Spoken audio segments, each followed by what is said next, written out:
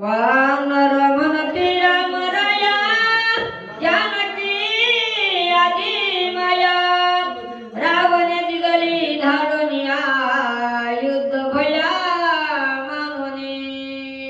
कथेचं अनुसंधान भव्य आणि दिव्य असणारा लक्ष्मण शक्ती सोहळा आज आपण या ठिकाणी साजरा करणार आहोत। संपूर्ण महाराष्ट्र भावार्थ रामायण प्रेमी आयोजित केलेला असणारा हा सोहळा आहे। पण त्या सोहळ्याच्या आनंदामध्ये आपण आलो लवकर, मग शक्तीला आहे टाइम, मग करायचं काय? टाइम कुठं घालवायचा?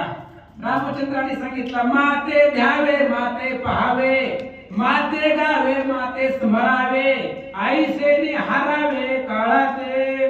काळ कसा घालवायचा, टाइम कसा घालवायचा? माझं भजन कर, माझं स्मरण करा, आणि त्यात असणारे भगवंताचं चरित्र आहे।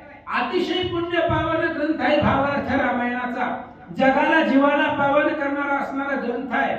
आणि त्या ग्रंथामधला युद्धकांडातील 41वा अध्याय आणि कथा इथपर्यंत आलेली आहे। सुलोचनेनं रावणाची आज्ञा घेतली, सासऱ्याचा मान राखला, रावणापाशी रामचंद्रापाशी आली, आणि ह्या वानराने सुलोचनेला कधीच पाहिलं नव्हतं। कल्पना करायची, हनुमंताला सुलोचनेनं पाहिल्यावरती त्याला सीता वाटली, मग बाकीच्या वानराला वाटणार नाही का?